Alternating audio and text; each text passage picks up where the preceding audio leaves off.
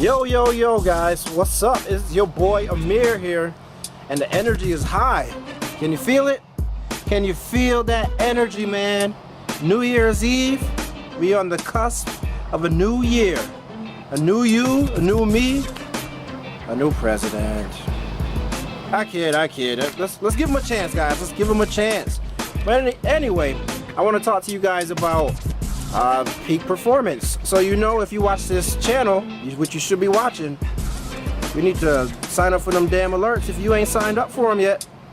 But if you watch this channel a lot, you know that I'm big into peak performance and all things that help to maximize the amount of performance you can be peak at. Shit, ain't no other way to say it. But one of the things I've delved deeply into for the last 6 months, because I've been doing so much writing, so much blogging, is caffeine. So there's so many different myths, truths and myths surrounding caffeine, and I'm just here to give you a primer on some of the ways that you can use caffeine to help improve your performance and burn fat. So stay tuned. Alright guys, so here's 3 simple tips that you can use to help use caffeine better to burn fat, increase your mental performance, and just be awesome in your daily life. Alright? So tip number 1. And this is something that I had to experiment with and find out what worked best for me. And you'll have to do the same thing. But you want to make sure that you take caffeine, whether it be in supplement form or whether it be a cup of coffee. Especially if you're highly sensitive to caffeine, you want to take your caffeine as early in the morning as possible. However, you don't want to take your caffeine with food. You don't want to take, you don't want to have the traditional way is to take caffeine as a cup of coffee with your breakfast. But I'm telling you that one of the best ways to take that caffeine is on an empty stomach, pseudo-empty stomach after your first meal, right? So after your first meal, get your high protein breakfast, get your high protein, get your moderate fats, moderate carbohydrates, have that. Then a couple hours later, while it's still early, so let's say your first breakfast is like 7 o'clock, 8 o'clock, your only breakfast it should be, but anyway, if your breakfast is 7 or 8 o'clock, wait until maybe 2 hours later to get that caffeine. So by doing that, you're going to take full advantage of the caffeine, because your body's now going to take it in on an empty stomach. And when you take anything in on an empty stomach, most things, your body readily breaks it down and absorbs it, because it doesn't have to compete with the other items in your stomach, the contents of your stomach. So tip number 1 is take your caffeine on an empty stomach a couple hours after you eat. Alright?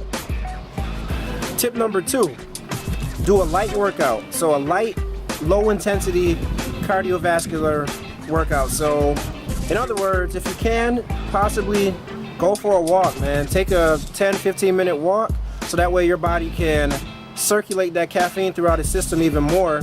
But also you're going to get some aerobic training to help your body burn fat better. So I didn't mention this, I haven't mentioned it yet, but guess what? I'm about to mention it now. But one of the ways caffeine works is that it blunts your appetite. So in other words, it does something to those signals in your body that tells you that you're hungry. Alright, so when you take your caffeine, it's gonna decrease your appetite by decreasing the hunger signals that your body sends that your brain is sending to your body, or vice versa. So that's another way in which caffeine is going to help you burn fat, in addition to a 15-20 minute workout. So here's an option for you guys that like to work out in the morning. So if you wake up early and you like to get your workout in the morning, try doing your light cardio workout. If you do a light cardio workout, try doing your light cardio workout with just caffeine in your system, and then see what kind of results you get from the workout. If you do the workout and on a caffeinated body and you feel weird or like nauseated, then to either look at the dosage of caffeine, or that's probably something that your body just can't handle at this time, unless you do other things to balance out your hormones, which I will talk about in a later video. Alright, so tip number 2, to reiterate and recap and re-say it all over again, get your caffeine on an empty stomach and do a 20-minute low intensity cardio workout.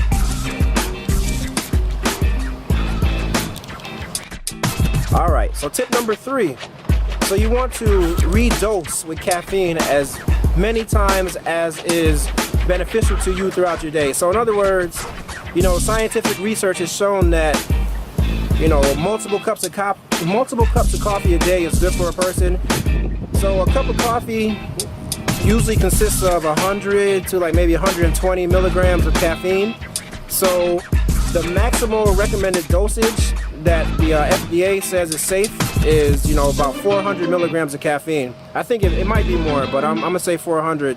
So that's technically 4 cups of coffee or 4 servings of caffeine, however you want to look at it. So 400 divided by 1, you get your 4 there. So that's 4. So that could be 4 servings again, 4 servings of caffeine or 4 cups of coffee, however you break it down. And again, that's just a recommendation. You don't have to take that recommendation.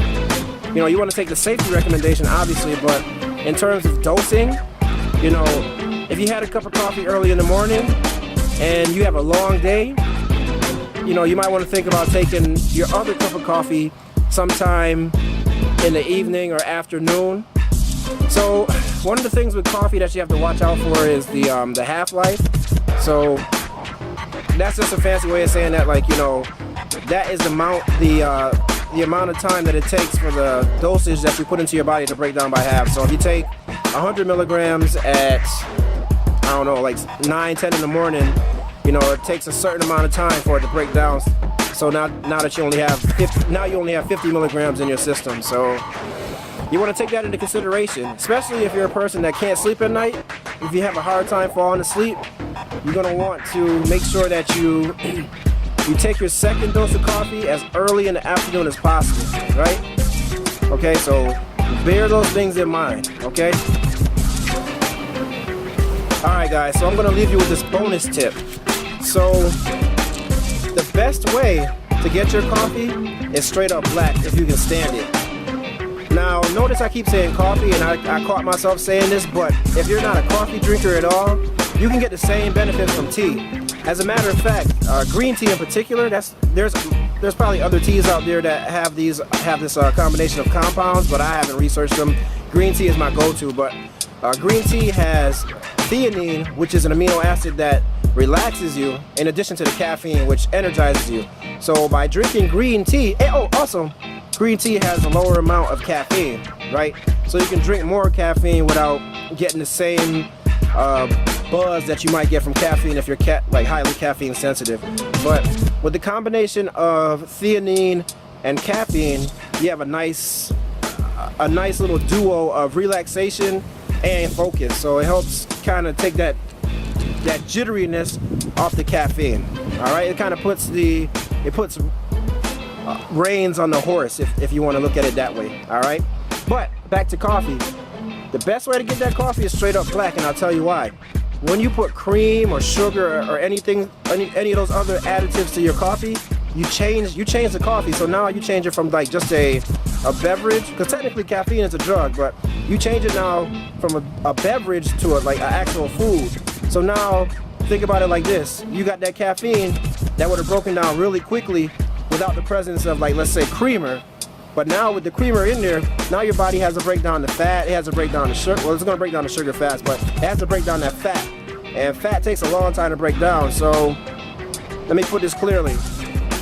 Let's say that you take your if you normally took your caffeine on an empty stomach, straight up black, you would have got them benefits within 5 to 10 minutes, right? But now with the fat in the coffee, now it's going to take maybe another 30 minutes, 40 minutes. So that caffeine is going to hit you at a time, if you don't time it rightly, or perfectly, rightly, whatever.